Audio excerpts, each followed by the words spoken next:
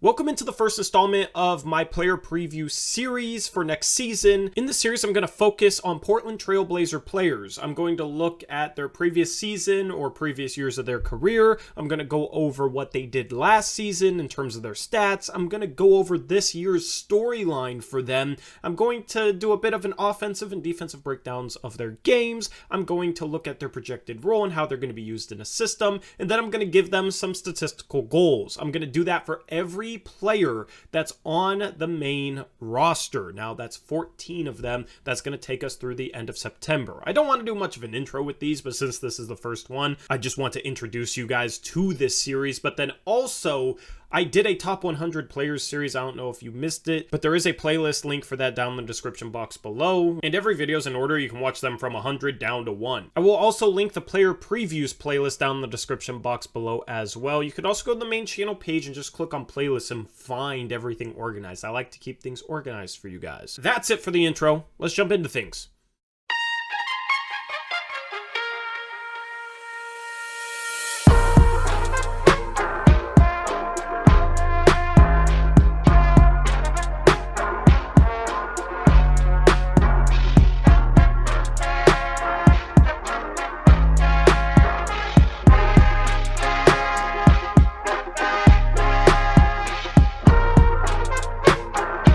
Greg Brown III was selected with the 43rd overall pick in the 2021 NBA Draft. He was viewed as a high upside but a project big man who had a great amount of athleticism that if you could tap into it and develop some of his skill, he could be an intriguing piece long term. That's what the Portland Trailblazers bet on when they drafted him, and in his rookie year, in 13 minutes per game, Greg Brown III averaged 4.7 points, 2.8 rebounds, and almost an assist per game while shooting 43% from the field, including 48% from 2 and 31% from 3. Now, Brown did get some playing time near the end of the year as the Blazers tanked, and he started in 6 of his 48 games, and in those 6 starts, in 148 minutes, he shot 58% from 3, on 11 for 19 behind the arc, and he shot 54% from the field. He also shot 9 for 10 from the free throw line. He had a true shooting percentage of 72.5% as a starter. Now, that is obviously an outlier. That is why you can't read too much into a small sample size, which 6 games definitely is. And funnily enough, he dealt with an eye injury or something, and he was wearing goggles during this time, and it was working out for him. Maybe he elects to do that long term. I don't know. I called him Goggles Greg during this time. Maybe he's the next Rip Hamilton, but with goggles.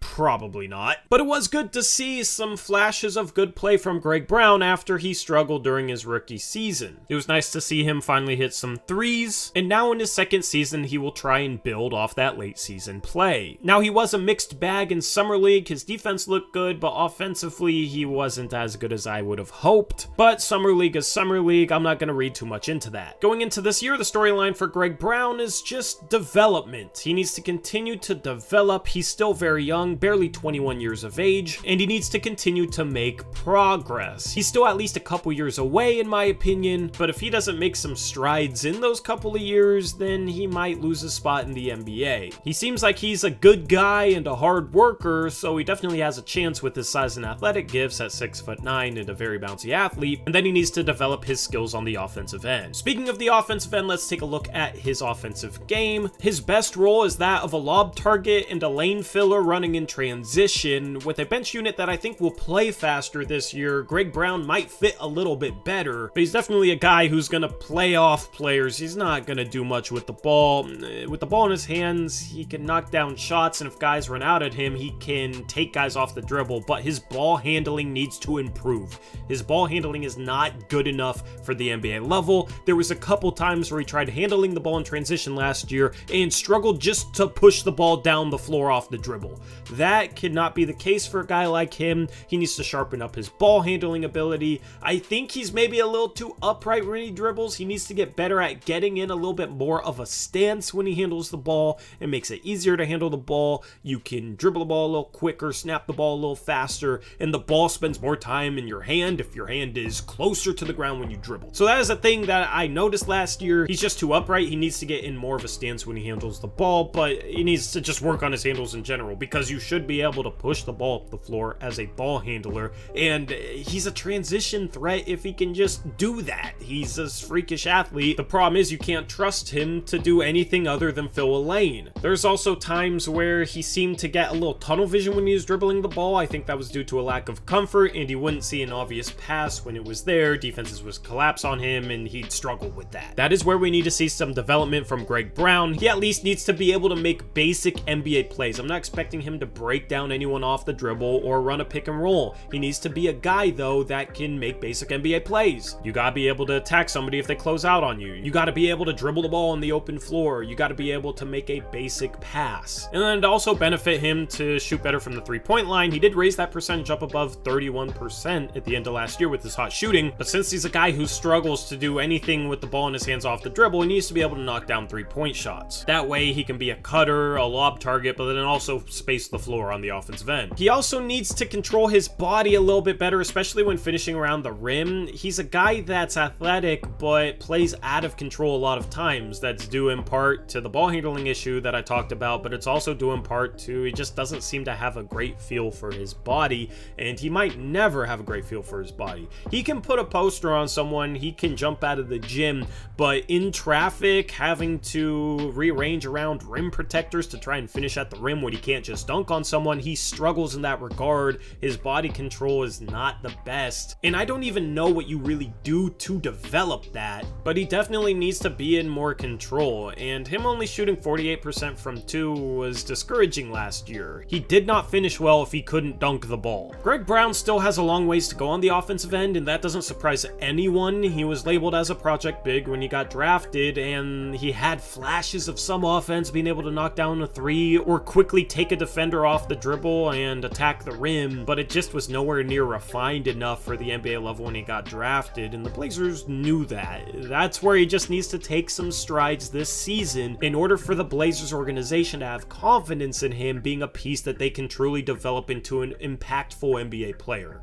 I think Greg Brown's best chance comes on the defensive end, though, where he's talked about how he wants to become a really good defensive piece, and he's a guy whose length and athleticism suggests that that could be the case. He said that he watched a lot of film and studied a lot of the best defensive players in the league, especially at his position, and considering the offense is still a ways away, defense is the one area where Greg Brown III can provide value next season. And long term, it might be his best bet to staying in the league. He does have a chance as a three-point shooter. If he can become an athletic 3-and-D guy at the power forward spot, that's actually a player that seems intriguing and that I think a lot of teams would want. And he does have the time to develop into that. He's just not there yet. Defensively, he can get into his stance, move his feet a little bit, but I think he just needs to add a lot more strength in order to compete against forwards in the league. I think he has the foot speed in order to stay in front of them, and he has the athleticism to bother them around the rim. But I think it's a situation where guys can kind of just drive straight at his chest, and Greg Brown just doesn't have the strength to cut guys off and not look like he's fouling them, or end up in a situation where guys are just powering through him all the way to the rim. I haven't seen any pictures of Greg Brown III lately, but hopefully he's been in the weight room. Hopefully he's stronger. That'll give him a better chance on the defensive end. Then in order to become a positive defensive player, you also have to be good off the ball.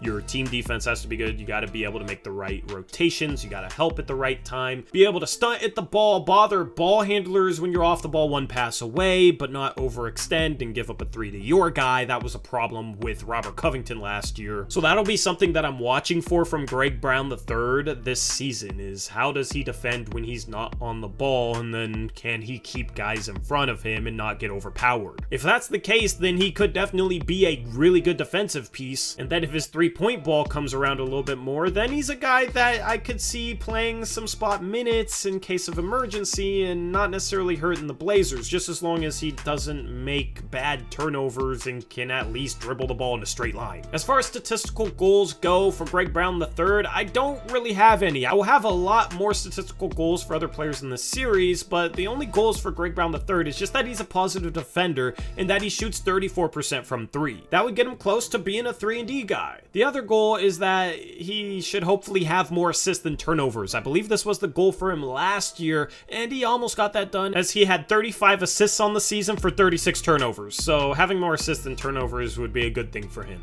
In the end, I don't think Greg Brown III really gets minutes this year unless there's a bunch of injuries or something happens. Maybe it's a tanking situation, I don't know. But otherwise, I think he is the 14th man on this roster as of now, which is why he's the first player in the series. We're going from the bottom of the roster to the top.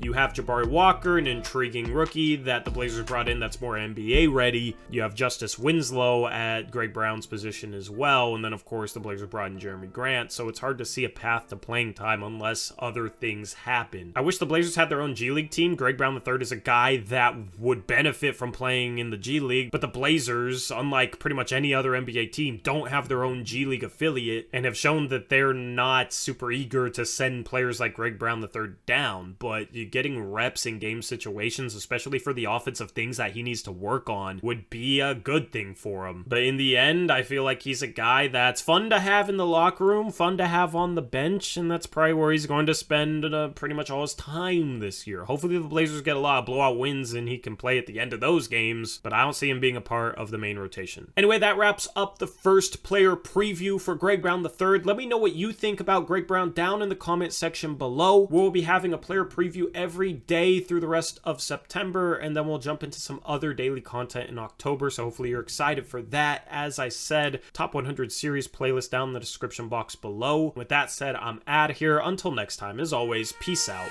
Go Blazers.